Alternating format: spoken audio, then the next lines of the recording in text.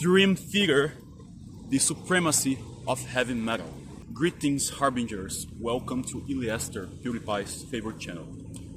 Please subscribe, give the thumbs up, help a brother out, activate the notifications. You know the drill. Let's grow this channel together. In today's video, I am going to talk about my favorite band and my story with it, which is, you guessed right, Dream Theater. So, about 20 years ago, when they were about to release Systematic Chaos, I actually got to know them deeper. A couple of years before that, I have had heard of them. I even listened to Pull Me Under, I think.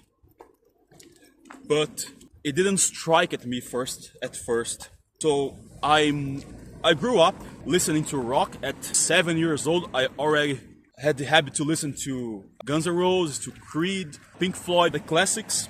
And in my early teenage years, as every 2000 teenage kid, I had my Linkin Park phase, Evanescence, Limp Bizkit, Disturbed, you name it. Awesome times for being a teenager, then Mosquito. And when I was about 14 or 15 in 2005, I got to know my other favorite band, which is Angra. And Angra was really the one band that got me hooked up to metal. And I started my power metal pilgrimage until I reached to the most sophisticated form of music, in my opinion, which is Dream Theater, the prog metal. I am not a musician, so this is the opinion of someone who doesn't have a clue of music language. And maybe I'm not sure, but I think maybe most of the Dream Theater fanbase are musicians, and I'm not. So this is more like a trivia, a story video of how I came across to get to know the band, than a technical analysis per se. So as I was saying, about 20 years ago, when they were about to release Systematic Chaos, my dear cousin Robson, miss you man, they were about to release Systematic Chaos, and my cousin, which is musician and one of his friends, they were already hooked up on Dream Theater, and they were telling me, like, hey, if you like Angra, you're gonna love this band and all. And I think they put the Budokan Live at Budokan DVD released in 2004 in the Train of Thought tour. And I started listening to that and I was like, oh my goodness, this is awesome. And then I started my pilgrimage through Dream Theater. I started from the very first CD, When Dream and They Unite, and I went all over to Systematic Chaos, which was the latest record back then. Now we've reached a sweet spot here that I can record with more tranquility. Yes, I'm under a bridge. And that's how it started. I literally went from CD to CD until Systematic Chaos, and then 20 years later, they are still my favorite band. They are gonna be until I die. So I'm obsessed with Dream Theater. I love to talk about it. I love their discography. I love their lyrics. They are just so capable. There is anything in music like them. You can say, oh, there is Tool and all, but how does one bang to Tool? I have no idea. Those guys are aliens. So I'll just try to talk a little bit about my favorite songs per CD and why. And well, that's my opinion. Don't take myself too serious. So let's talk about the first record, When Dream and They Unite, from 1989. Their debut album with former singer, May God Have His Soul, Charlie Dominici. And of course, they were, before Dream Theater, they were this group named Majesty, and they have this Majesty Records with Phil Collins, I think it's his name. And they played one of the Majesty songs in the Score DVD. Anyway, my favorite songs from When Dream and They Unite are, well, It's a Gem, Only a Matter of Time, and The Killing Hand. A Fortune Lies and Style Seeker are great too, but these three, especially The Killing Hand, in James' voice, wow, it's a blast. And it's kind of an underrated CD because it was recorded not with James Labrie, but with the first vocalist. And Dominici solo works are great, by the way. I'm not a huge fan of his voice on When Dream and They Unite, after I heard James singing in When Dream and They Reunite, that record was, well, James is the voice of Dream Theater, of course, and that record, I'd love to see an AI version, an AI studio version of James Labrie singing When Dream and They Unite. So then we have Images and Words. Well, I think it's common sense that it's one of the best prog metal albums of all time, and one of the definite metal records of all time as well. That album is just astonishing. Fans will understand. So amazingly, my favorite song of that record is the shortest one. It's Wait for Sleep. I absolutely adore that song. And when I listen to that part, God give me the power to take breath from a breeze and call life from a cold metal frame.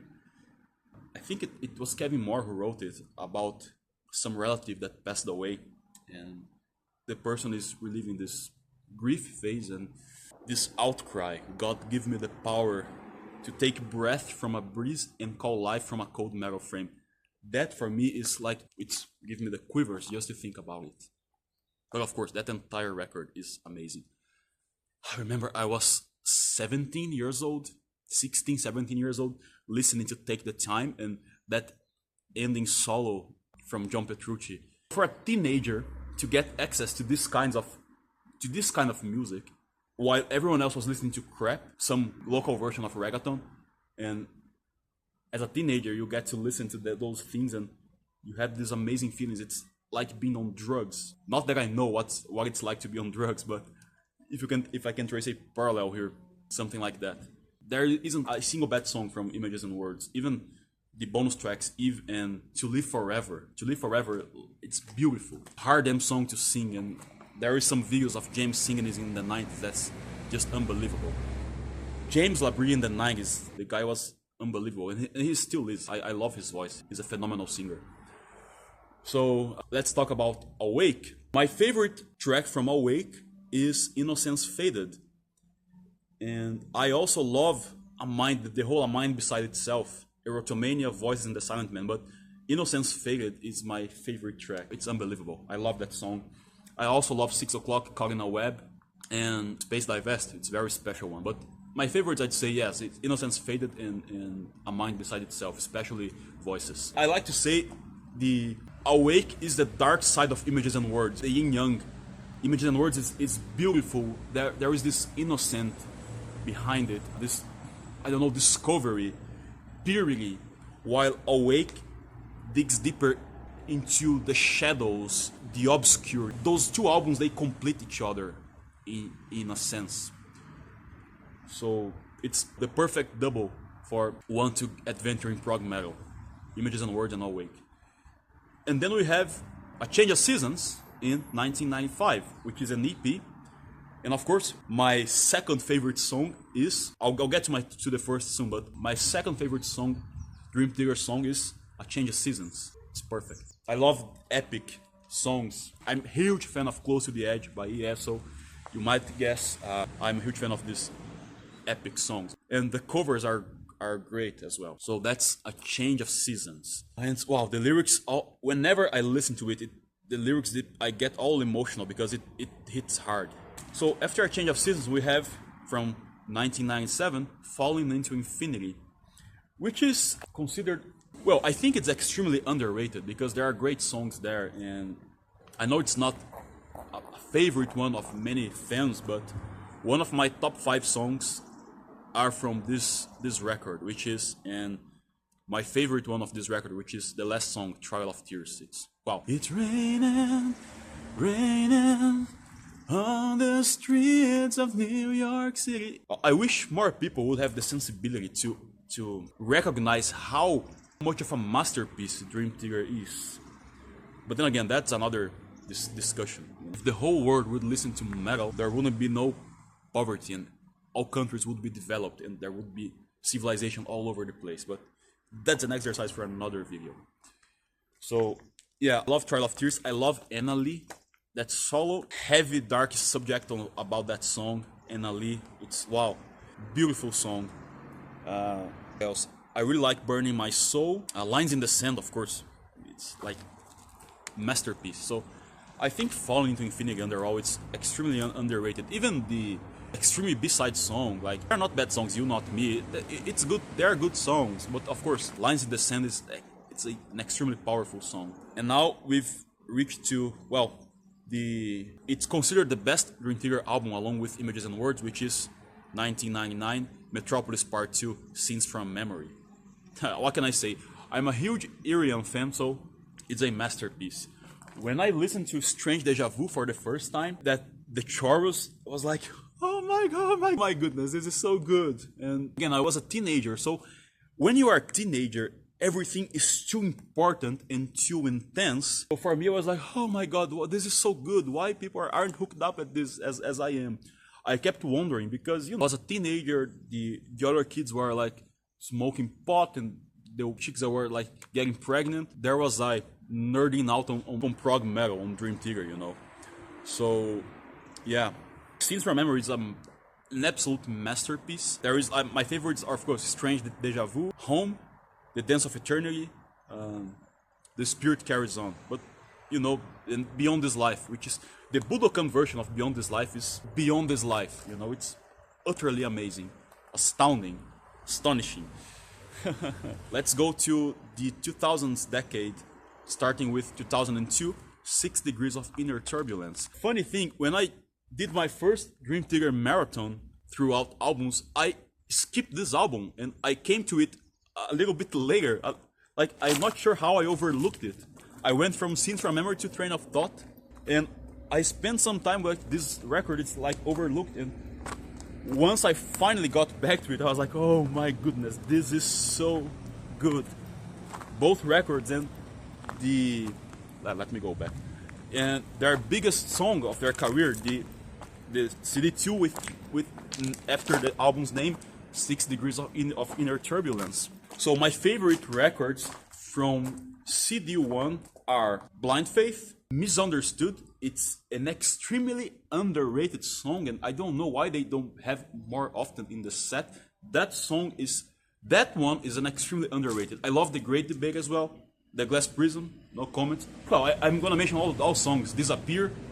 I think that's it. It's 5 songs. So there isn't a single one that's bad. But of all that, I think Misunderstood is the most underrated one. And from CD2, of course, the whole suite is just amazing. You have to go A1 listen. But I particularly like the War Inside My Head, That's a Stump Them All sequence. It's just amazing. Standing in the darkness, waiting for the light. And now, let's go to 2003, Train of Thought. Wow, this is gonna be a huge video. I maybe do a part 2. Train of Thought. Extremely heavy album with some dark themes. And, well, that's where the first song that really got me hooked up to Dream Theater, As I Am. It was the first song that, wow, this is outstanding. As I Am was my entry song for Dream Theater, and Acid Rain from Angra was the song that got me hooked up to them. As I Am has a special place in my heart because it was like the first song that got me hooked up to Dream Theater. And my favorite song from that album is the last track, In the Name of God. Like, I have to do a lyric analysis of that song because it's more current than ever. This Dying Soul, it's also excellent. Stream of Consciousness, the instrumental one, like, huge song. And, you know, it's a great album overall. Next one, 2005, Octavarian. Well, Octavarian, for me, was the album that craved in my heart them as my favorite band. When I listened to Octavarian for the first time, I was 17.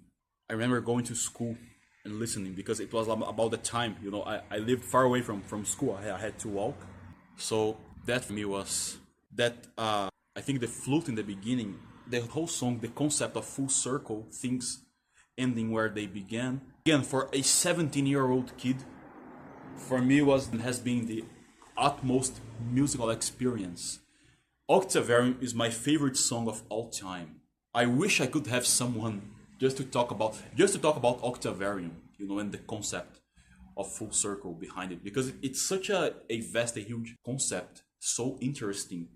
And wow, I've heard some Octavarian reviews from, several respected musicians across the world, classic composers, and they say like there is nothing like that in music academy, like doc thesis that doesn't even come close. Of course, you're a computer. It's dream figure. If these guys they are like the harbingers of music. Octavarium is my favorite song, and of course I also love Visuals, Panic Attack, Never Enough, Sacrificed Sons. Well, all I love that album. I Walk Beside You is beautiful. That's a beautiful message. All the songs from the 12-step suite in this one, The Road of Evil, it's excellent also. But it's the title track is the Iliestra of music. It's the paragon of perfection when it comes to music. And then we go to 2007, Systematic Chaos. The time I knew the band, they were releasing this album, and In the Presence of My Enemies is in my top 5 songs. It's a great album for cardio. Excellent story, and the concept of Dark Master and how it's just amazing. I really like Forsaken. It's like if Evanescence, if Dream Theater would to compose an Evanescence song, that's Forsaken. I love that song. The people say it's very commercial. It is, but it's a great song. The Ministry of Lost Souls is beautiful. Let's see, we have and of course the Dark Eternal Night. The thing about Pharaoh, and it's a powerful song for workout. So it's a great album. There isn't like actually a single album that I dislike. I love them all. It's my favorite band, of course. So, and then of course they released Systematic Chaos, and I had catch up on all of their discography then. So now I'm just following whenever they release a new album. I have all of their albums, as you've seen here. And then when you have a favorite band now, you keep like, I don't know what it's like for other music styles, but I don't think it's like, I think only metal has this thing when a band releases a new album and they release the cover and the tracks, and you keep like all hyped. I can't wait to listen to it. I don't think that's a thing in other styles, but I think there is only a thing in metal. Let me know in the comments if I'm being accurate here. So I will continue this video in movement, and I may record a part 2 while I head back home. So let's continue.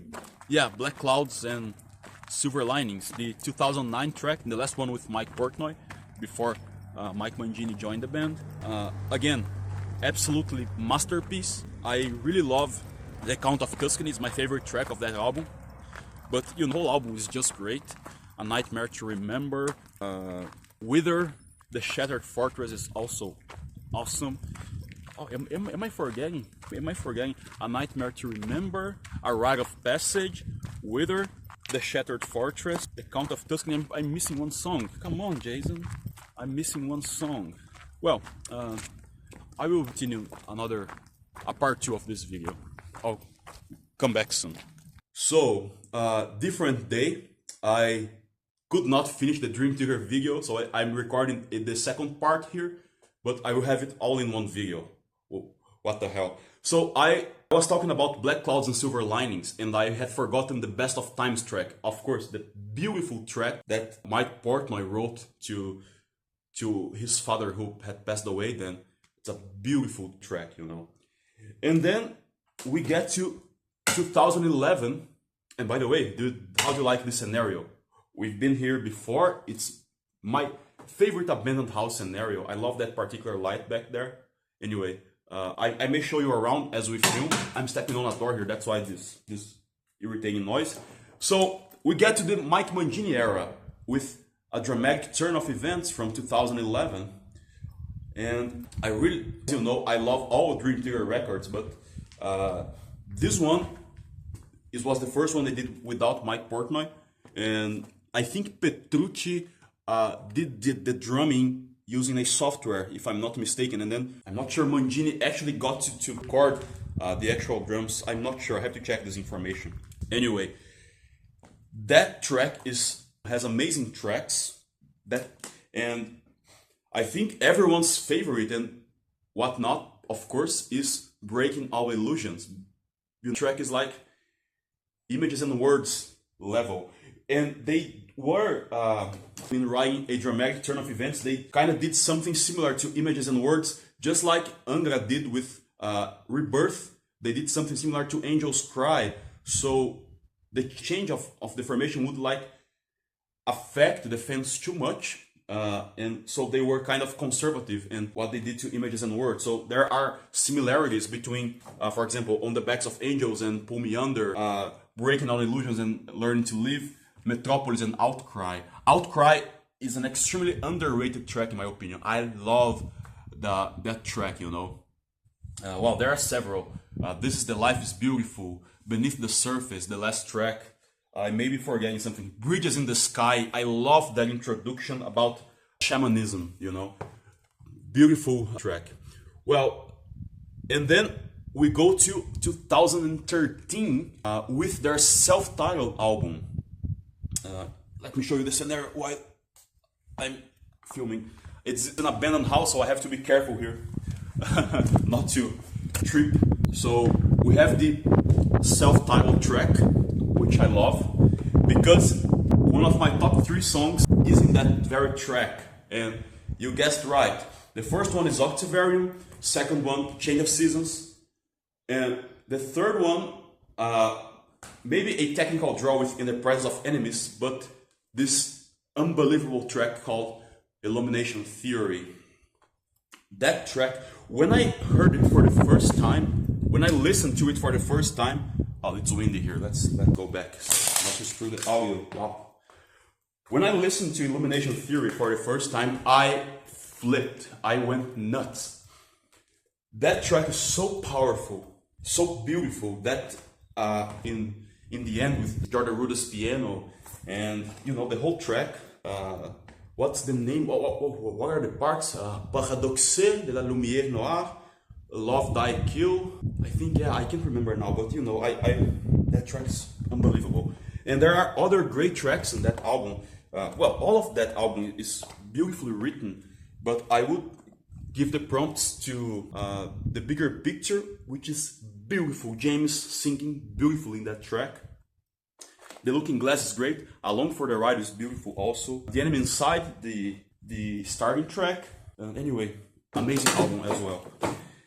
And then we get to 2016, and as a huge Irian fan, you guys have no idea how much I loved The Astonishing, the most controversial Dream Theater album. And I get half of the fans hated it, and I'm the half of part that loved it. And I saw them in 2016, the same year. They went to my hometown, Curitiba, and they played it in the Wire Opera House, the entire album. I was there with my cousin Robson, and it was a beautiful experience because Curitiba has this beautiful amphitheater called Wire Opera House, which is actually similar to Heaven's Cove amphitheater in the history as well. I love the history, the characters, Nefarious, Darius, Gabriel, the Savior, Faith, X, Sender, X is Sender, the Ares' son, and Evangeline. I listened to that album so many times, I think I memorized all the lyrics. My favorites are A Savior in the Square. A Savior in the Square, that part that James is singing in the beginning with, like, imponently, he's singing Nefarious and Darius part. We have come to hear him sing, you know. That's so powerful. They should do a whole track, a 20-minute track singing like that, you know. I love that part. And part 2, I love The Walking Shadow, Heaven's Cove, the last track, Astonishing, and The Path That Divides, you know, that James do some rapping there. Awesome, you know. I always get emotional toward the end when, well, I'm gonna give some spoilers here. When Ares betrays Darius, not delivering Gabriel to him so he could get his father's attention and applause, and they start a clashing duel of swords in 2300. Well, so much for guns and blazing weapons, right? And drones and all. And unfortunately, Ares loses the fight to Darius, and he gets murdered by the son of Nefarious. So, and then that's all that thing with Sender, and then Faith gets mistakenly stabbed and Gabriel screams his guts out, making Darius deaf, and then he had to claim for the help of the people to do the hymn of 1,000 voices to save Faith from dying. Beautiful album. If you're a huge Irian fan like me, The Astonishing would be definitely on your list. Whew. Wow. So then we go to 2019, Distance Over Time. Guys, for me, all things considered, it's the best album of the Mangini era. It's a very mature album, and for me, there is maybe one of the most beautiful John Petrucci solos throughout all Dream Theater career.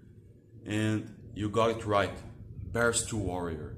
It's my favorite track of that album, along with Signal to Noise, At Wit's End and Pale Blue Dot.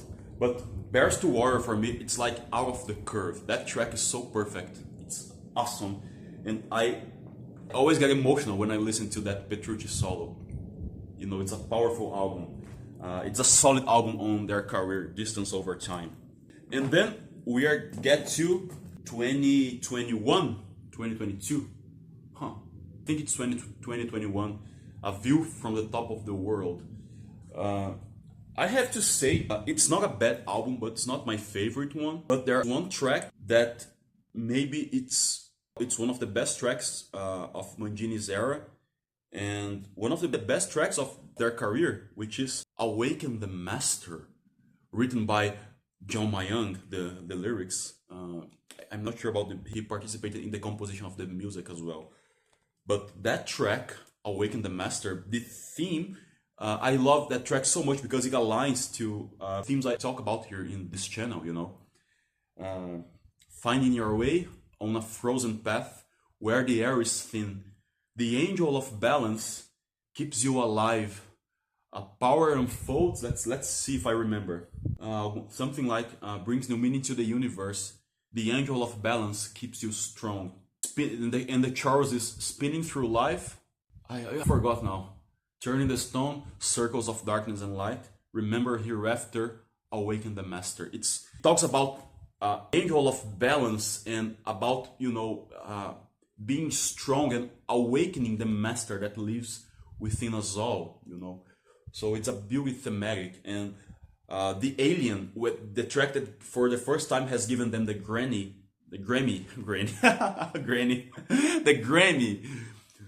It's awesome. Invisible Monster also I like a lot, and of course the epic, the title track, A View from the Top of the World, is also beautiful. Especially that part when they return, they do that long solo and then they return with the battery. Wow, that was horrible. But anyway, it's I love those tracks. But Awaken the Master is by far my favorite of that album. And finally, we get to Parasomnia. And well, I haven't talked about it, but this is a perfect scenario to talk about Parasomnia, their latest record after Portnoy's return, you know, and talks about, well, sleep disturbances, one of the main themes, one of the core themes of this channel. And as you know, I suffer a lot from the events that are described in Parasomnia. I do suffer a lot of Parasomnia events: sleep paralysis, lucid dreaming, night terror, false awakenings. I have all of that here in the channel. You have but to look, and I'll keep bringing as the events are taking place. But well, I love that album. It's a solid album. I really like Midnight Messiah, Night Terror. What else? I have to remember the tracks. Sleep is badass track. It's a great album for working out, for running. Awesome album. And of course, not have to mention the last track, the Shadow Man Incident. Powerful 19-minute track. Bend the Clock is also beautiful. Night Terror, Broken Man, Dead Sleep, Midnight Messiah, Dreaming, Bend the Clock, and the Shadow Man Incident. So yeah, that was the Dream Theater video that I finally able to finish recording it. So I hope you enjoy.